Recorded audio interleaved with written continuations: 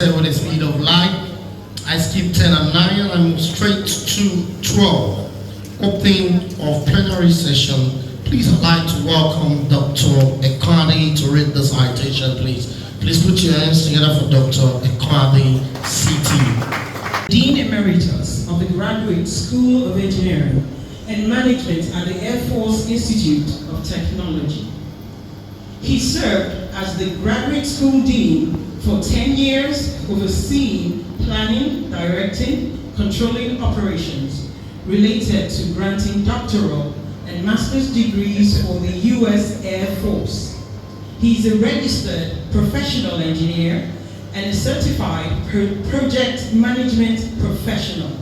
He is a fellow of the Institute of Industrial and Systems Engineering, IISE, and a fellow of the Nigerian Academy of Engineering. He is also a fellow of the Institute of Operational Research and Management Science of Nigeria. His research areas of interest include mathematical modeling, project modeling and analysis, economic analysis, systems engineering, and efficiency, productivity, analysis, and improvement. He is a prolific author with over 35 books, over 30 book chapters, over 130 journal and magazine articles. I was hoping we would applaud him. And over 200 conference presentations. He is a member of several professional associations and scholastic honor societies. He finished his secondary school at the famous St. Finbarr's College, Lagos, with a grade 1 distinction. He backed the federal government scholarship to study industrial engineering in the USA. He graduated from Tennessee Technological University with a BSc Industrial Engineering First Class distinction. Professor BADIRU was a United Nations consultant to the Federal Ministry of Industry, and he was part of the team that developed the Industrial Development Policy for Nigeria in 1993. Since then, he has made himself available to the advancement of Nigeria's development. He is a guest speaker at the widely celebrated Diaspora event by the Diaspora Commission of Nigeria, recently held in Abuja.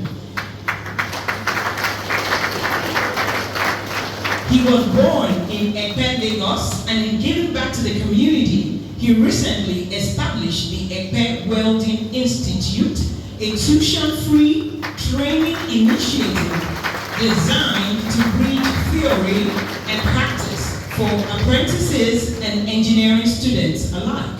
The institute also offers training in plumbing and electrical work, aims to promote entrepreneurship and practical skills development. Please join me in welcoming our chief conference speaker for today, Professor ADEDEJI BADIRU. You're welcome, sir.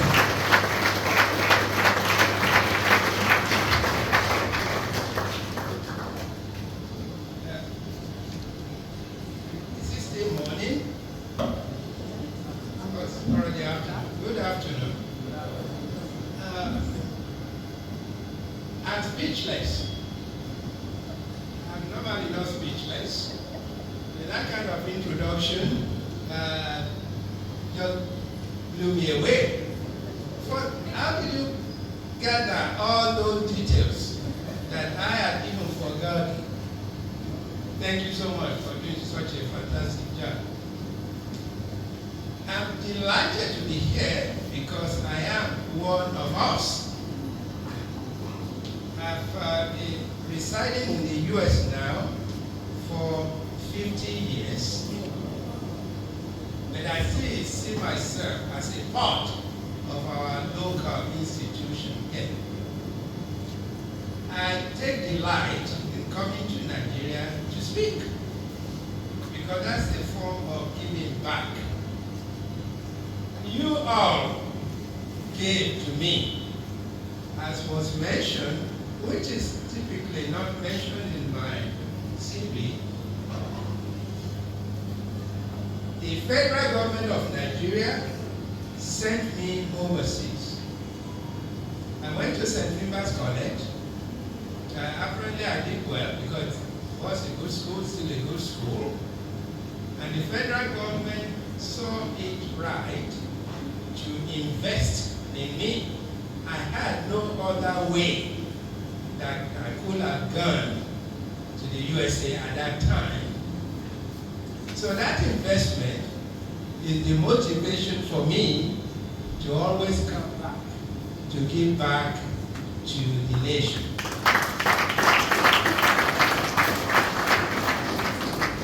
As I was mentioning to the BC, this is my 5th talk in Nigeria this year alone.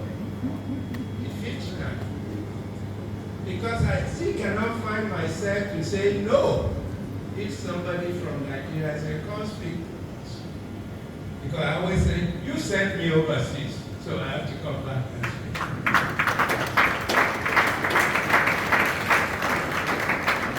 So my own commitment is to see the young people, the future of the nation, benefiting from whatever I have to say.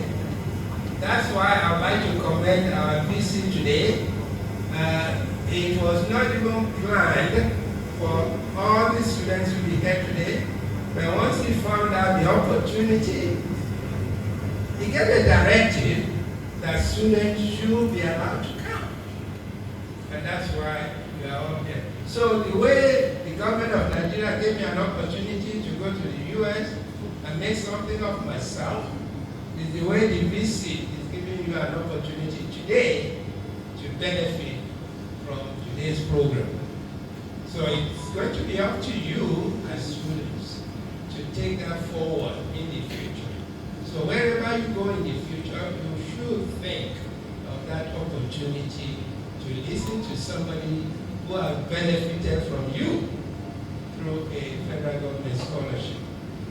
Now, I have a specific set of PowerPoint slides that I have sent to the conference. Okay, yeah. Do you have the PowerPoint? Okay. But what usually happens is that I'm always prepared. Like a Boy Scout. I have PowerPoint slide and all this. But when I get to the podium, I just look at the audience and I say, what does this audience want to do? And I adapt myself accordingly. We will go through some of these slides, but are more important in just having a conversation with the students and the academic staff and the leaders of the university. Chief, thank you so much for being here. In our tradition, having a chief among us is a big deal.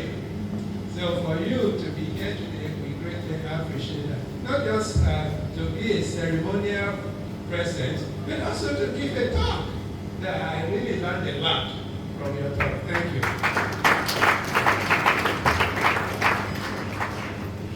Many of the topics that I would like to talk about have already been mentioned in the PC's talk, in Chief Badiri's talk, in the President's talk. Pieces. But I would like to put everything together from the perspective of systems thinking, which was also mentioned in the PC's talk. So, if you can project the slides, you can have the slides in the background while I talk. Some to the slides, some in general. Do you have the slides? It's a PowerPoint slides. Okay, while that is good, first I want to know, do you have the slides? President. If you don't have it, it's fine too. They have it? Yes. Okay, it's coming. The reason slides are important is so that you have a documentation of what we have discussed. These slides will be made available in PDF so that everyone who is interested can have a copy. But the slides are important just for our discussion purposes. Anyway, as I told you, I've been in the US 50 years, and I've never disconnected from home. And I'm 73 years old. Sometimes people don't figure that out. He's been there 50 years. No, he looks like he's only 50 years old. Did they take him there as a baby or something? And over those years, I've taught at several universities.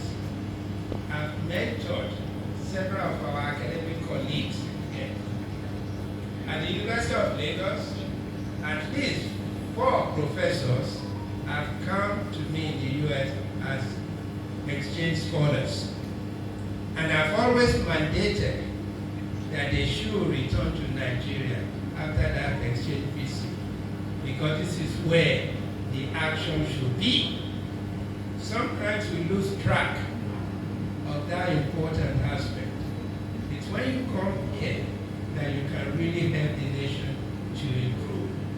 And because they see me coming, they are more energized in doing what they are capable of doing. Okay, now we have this. So let's see. The theme for today is Operation Research and AI Partnership from a systems optimization perspective. As was mentioned, I retired last year from the U.S. Air Force Institute of Technology. For the whole of the United States Air Force, I was responsible for the process through which we grant master's and PhD degrees to Air Force officers. So it was a big deal for the nation. And I did that for 10 years. In fact, one of the reasons I retired last year was to regain my freedom to travel to Nigeria whenever I want to. In that position, because it was a senior executive service in the U.S. government, I could not travel overseas, whichever way I wanted. To come to Nigeria at that time was an insult to me, because I would have to go to the U.S. Pentagon to ask for permission to travel to Nigeria. And questions such as, why are you going there? Who are you going to talk to there? When you come back, we want a list of all the people you talk to. For 10 years, I suffered that. I found myself, when I still have my 2 legs, I better retire so that I could regain my freedom. So that was why I did that only for 10 years. They still want me to come back and be a lecturer, which might happen. Okay, so on this, you can advance the slide. So if I say slide, then you'll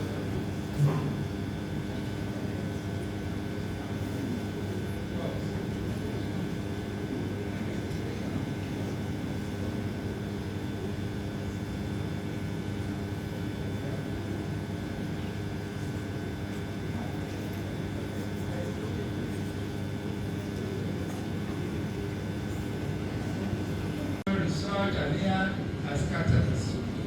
That fits the theme of today. Optimization is the process of obtaining the best possible combination or permutation of resources. Simply as that. You are never going to have unlimited resources. You are never going to have unlimited infrastructural capabilities, and yet you must get the most output. So the best way to do that is to use the tools and techniques of operational research. So that's the thing for AI.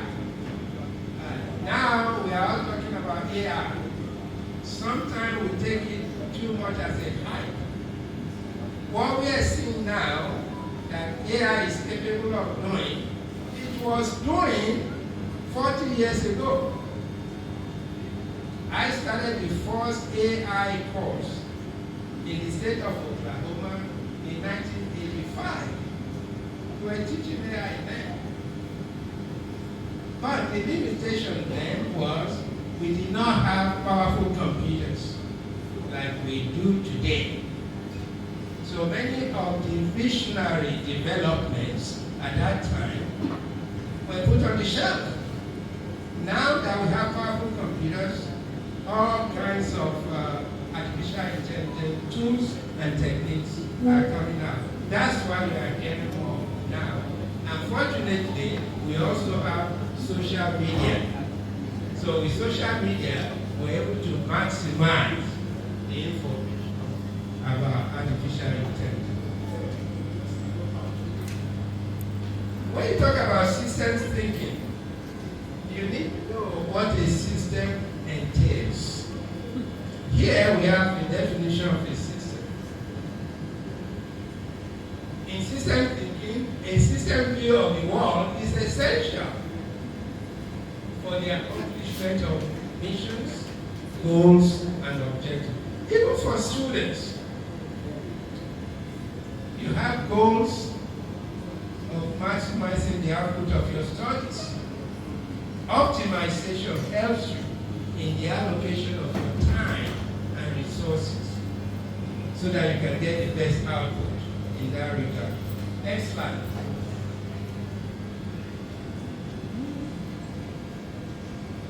Next slide. Okay. There is a system's role for everyone and everything. AI fits into this system infrastructure. To improve anything at all, there are three aspects. You can improve the people, you can improve the tools, and you can improve the process. So for students, keep that in mind. To improve anything, there are three aspects. Improve the people, which is where education comes into play. Improve the process. What the BC did today is an example of an adaptive process. He gave the directive that students should come here and benefit. Third, we can improve the tools. Many times we focus too much on the tools and neglect the people and we neglect the process. Tools alone cannot do the work. So it is important for we find a way to improve the people aspect, which is why I'm so delighted that the VC made that decision to bring students here today. Very, very important. Okay, next slide. I'll not talk about this because she mentioned that I've written so many books. Those are available somewhere, but the books are not in public for today. Next slide. The optimizing power of operational.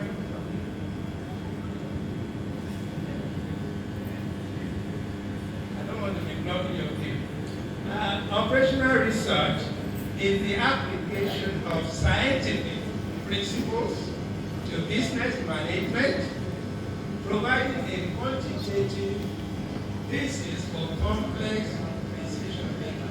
Any decision you make can become very complex. Even very simple decisions can become complex because of the various factors involved.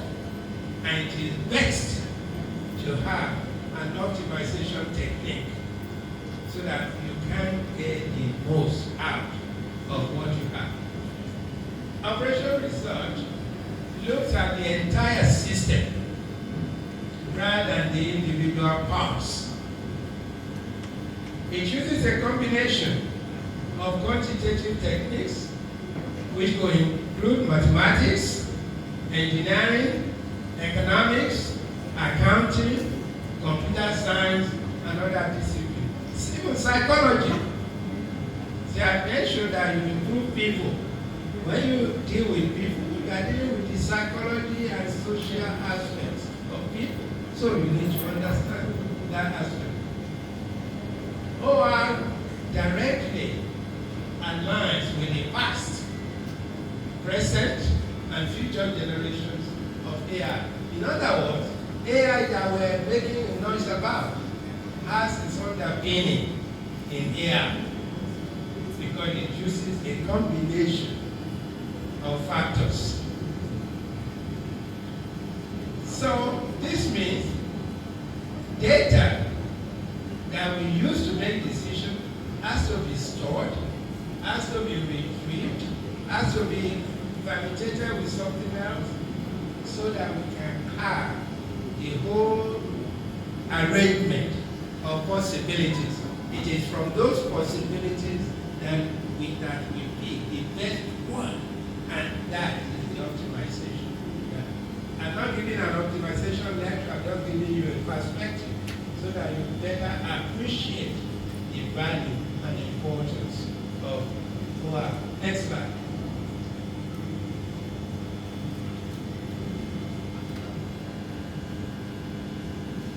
Whenever I talk about systems thinking, I cannot help remembering that even in the Bible, there was a system sense.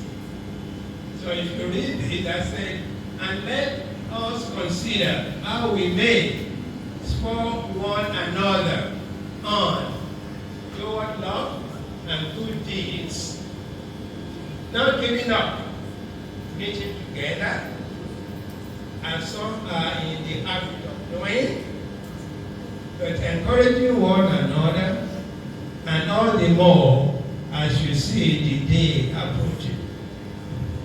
Yeah, I'm not a pastor, but fortunately I can read, and I can infer what that means.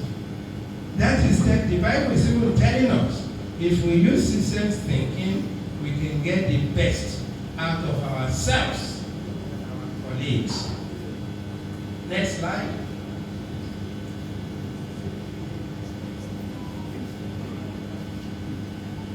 Next slide. Okay. In this one, it says, two are better than one because they have a good return for their labor. If either of them fall down, one can help the other up. But pity anyone who falls and has no one to help them up. That is in the Bible. I tell my students, this is particularly important. The academic environment is not an issue of competition. Who is going to be first, second, or third? Although that's what the papers will want to tell you at the end. But from my perspective, I want everyone to learn what is supposed to be learned. At the end of the day, do you know what you are expected to know? That is what is important. And in that process, many times, collaborating in the learning process is very important. That's systems thinking.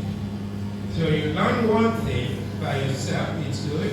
And when you learn with somebody else, now we have two people who know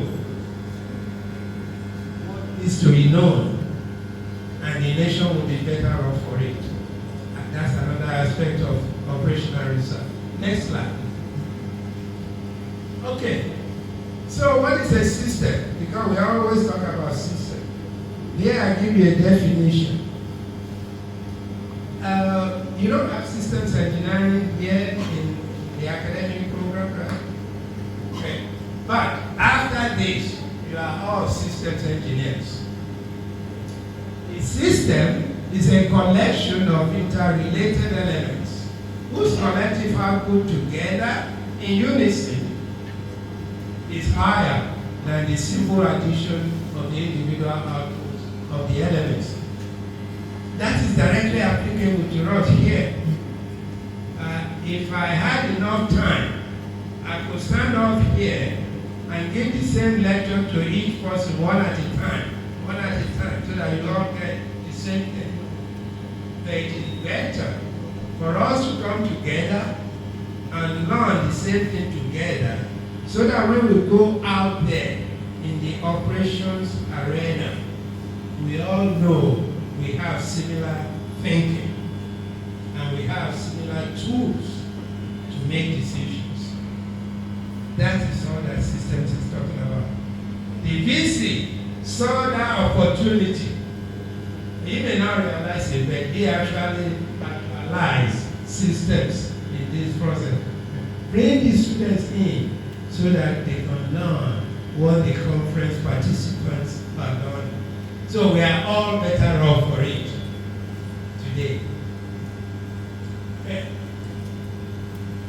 So a systems approach facilitates vertical and horizontal integration of human and machine, which is where AI comes from. Next slide. I won't talk much about it, but the process is inputs, process, output. Input in the academic environment will be students, the academic staff, the facilities that you have, and then what do you do with all of those? I know many academic institutions that have the proper infrastructure, they have everything, but they just can't put it all together. If you put everything together like Leeds University is doing, as I can see myself, the outputs will be better off for everyone. That's the message here. At the end of today, you may not remember everything that I say, but consciously, you should always remember that you apply yourself to a particular process so that you can get an expected output. If you constantly think in that realm, you will always do better in everything that you want to do. And sometimes people think, oh, this is just talk. But I say, that is what I do. And I still do it. And that's why I'm able to do all the marvelous things that were read in my piece. I practice all of these things I'm saying on myself. So I'm not just preaching it to somebody else. I mentioned this before, which is again very important. The ecosystem of system thinking will always have a complex interaction of factors. People are very important. The workforce, the leaders and the managers, the process, the policies, the procedures, the rules are important. Those are vested in the leaders of the university. You are fortunate to have the VC of your caliber here that pays attention to the process. And the tools are the hardware. Yes, we can invest in hardware, but what will the hardware do without proficient people, without effective policies and processes? Okay, next slide. Next slide. Okay, I so much love the aspect of people that I always go back to Maslow's hierarchy of needs. How many of you are familiar with Maslow's hierarchy of needs? So, yeah, typically the leaders are, the students not so much yet, but you will learn. Maslow's hierarchy of needs, originally published in 1943, says any human being has hierarchy of needs. Am I running too late? No, when I see somebody patrolling, maybe I'm staying too long. Is my talk too long? Oh, not yet. And sometimes it gets too long. Because I'm having fun. But the question is, are you having fun? Oh, okay, so we'll continue. Okay. So, Maslow's hierarchy of needs says, basic human needs are the primary thing that everybody wants. Give me food, give me shelter, give me security. It's after you have that, then you say, I need somebody beside me. That's now the need for love, belonging, and so on. It's after you have that, now you want to be noticed. Then after that, you go to self-actualization. You have arrived. You want people to know that you have arrived. This is basic for humans. Some scholars dispute this. But for me, having managed faculty, students, and graduate students, and families for decades, I still use this. That's why I can adapt to anyone that I'm dealing with. Anyone at the hierarchy of me, I can adapt because I can see where they are coming from. And at the same time, I can go to Abuja and interact with the highest people in the government because I can adapt to where they are coming from. This helps you in your systems thinking challenges. And again, you see, I've always spent maybe like 1 hour with your VC, and I've learned so much about him and the way he operates. And you all can see the testimony too because he's been with you. But I can see all these things. I can see in him. So I thank you, sir, for being there. I remarked to him privately, and I can say it publicly. I've spoken at many universities. Really, do I see the VC himself or herself coming to subject himself or herself to my long talk?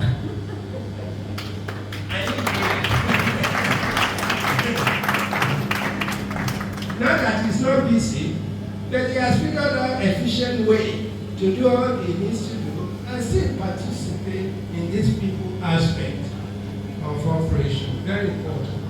Okay, next slide. By the way, one of the changes to the hierarchy of needs is this. For young people, the traditional hierarchy of needs may not be valid. Why? Because the young people are fortunate. Because we older people have done the work. We provide a home, we provide the infrastructure where the young people can thrive and do whatever they need to do. So they usually, in this generation, Generation Z, they call them, right? They defraud on the hierarchy of needs. What is their most important needs nowadays? Wi-Fi. iPhone. Yeah, if they don't have that, they think the world will end. So the hierarchy of needs is different. So we have to adapt to that as we deal with the young people. Okay, coming back to optimization, anything that you want to optimize, you have to put in the context of the eventual product. This is why my graduate student and I came up with this document. Well, not my name, it just happens to be my name. Anything that you want to do, whether it's rules, policies, hardware, has to come from a design. It doesn't have to be a physical design. It may just be a thinking, a concept, an idea, and so on. The planning for this conference, you didn't just put papers together and say, let's go to Leeds University. The design has been done, an evaluation has been done, why this is important, and then it is justified. Is it economically justified? Is it transportationally justified? All of those factors were included. And finally, it has to be integrated into what really matters.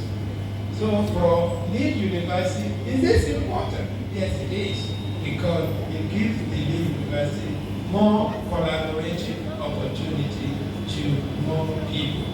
So it's very important. So I've not talked much about this. I even have a separate book on this, but the idea is that if you have anything you want to pursue, whether it's a small scale business, where it's in your home, and so on and so forth, you do the design, conceptualization, you do the evaluation, you do the justification, and you integrate. Because if you do not integrate, there will be misalignment. If there is misalignment, you can never optimize. This is a budget full of young people, but I can see my popular example for this.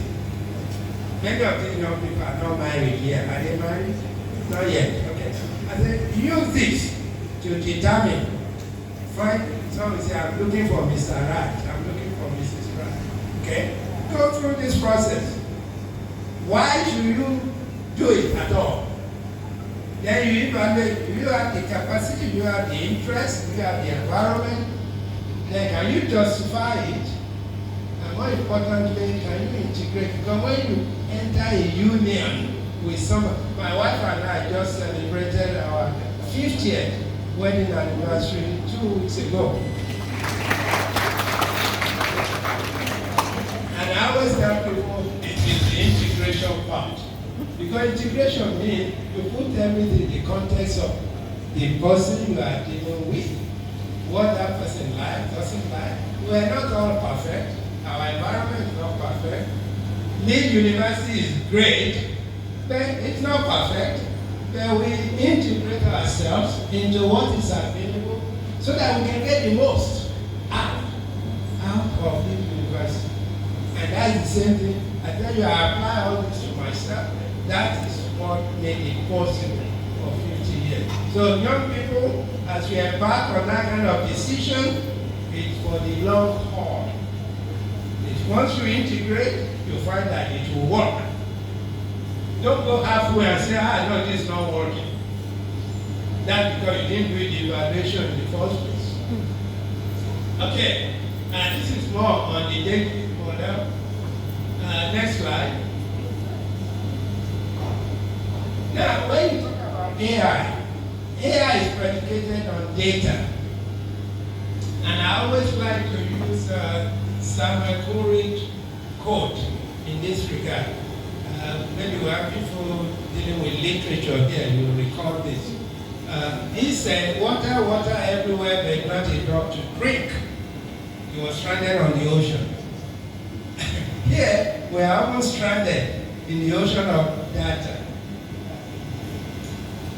AI can help us to maximize what we get out of our data. So that's what I'm saying. Data, and big data everywhere.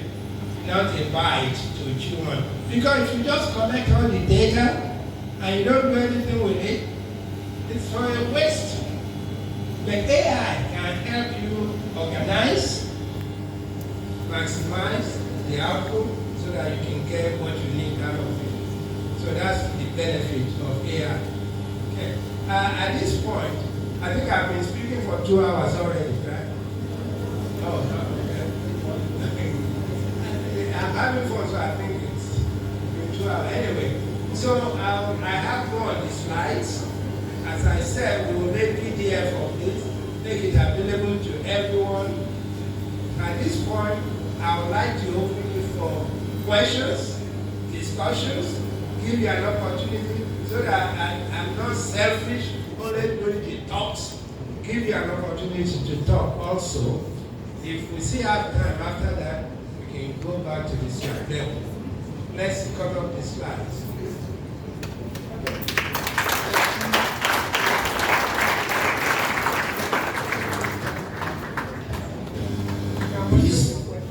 Please let's put our hands together for Professor BADIRU.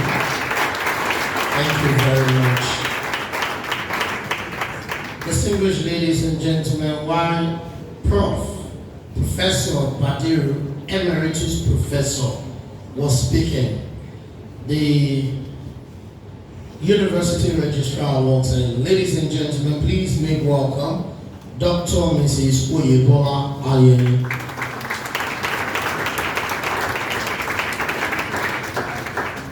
I'd like to also recognize our panelists for this particular session that just ended.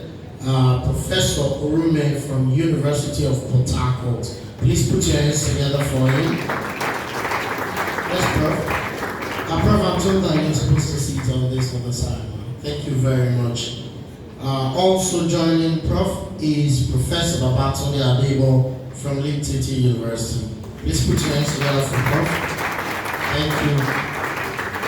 That session is chaired by Emeritus Professor Ehabure. I hope I got that name correctly. Okay, please, do we have a question for Prof? Questions? Questions? Correction? Well, corrections. Okay. Questions, comments? Okay, I'm told to hand over the microphone this year. If there are no questions, there are three possibilities. Either I did such a perfect job, everything is clear, that's one. Or I did such a terrible job, no point questions. Or you took this as a nap time and you slept through the whole thing. Which one is it? The first one. I think the first one does it. Please, all in favor of the first one, say hi. The highs have it, there's no need for the name. So please, let's put our hands together for Prof as he takes us.